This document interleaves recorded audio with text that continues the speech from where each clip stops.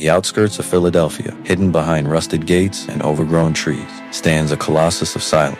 110 rooms, empty. Once, the halls echoed with the sound of champagne glasses and the laughter of America's elite. It was called Lynnewood Hall. During the Gilded Age, the press hailed it as the American Versailles. It wasn't just a home, it was a statement of unimaginable power. But beneath the limestone and the gold leaf lies a tragedy that shook the world. A story that proves all the money on earth cannot bribe fate. This is the story of the Widener dynasty and how an iceberg in the North Atlantic turned their palace into a tomb of memories. The architect of this empire was Peter A.B. Widener. Was not born into aristocracy. He began his life as a butcher, but through ruthless business tactics and sheer ambition, he built a fortune in streetcars and U.S. steel a fortune. Worth billions in today's money, but wealth requires a stage. In 1899, Widener completed his masterpiece, Lynnewood Hall. It was built to house one of the most significant private art collections in the world. Rembrandts, Vermeers, and Raphaels adorned these walls. Peter was aging. He built this legacy not for himself, but for his son, George, and his grandson, Harry. They were the future.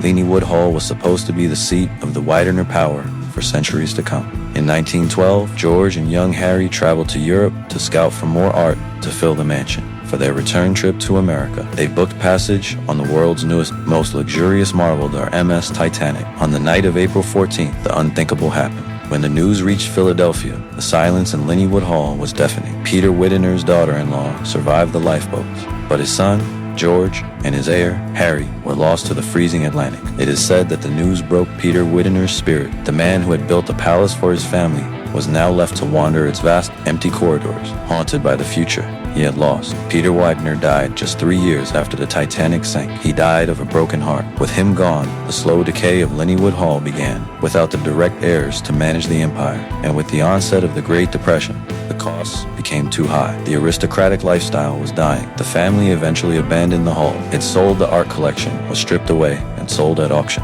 The Rembrandts were taken down. The tapestries were rolled up. The American Versailles became a hollow shell. Today, Lynnewood Hall remains a ghostly monument. It stands as a testament to the Gilded Age's ambition and its fragility. It serves as a brutal reminder. You can build walls of stone. You can buy the rarest art, but you cannot buy time. The Widener family built a home for eternity, but history had other plans. If you enjoyed this glimpse into the dark history of America's elite, make sure to like and subscribe at Mortal Fact Text channel. Thanks for watching.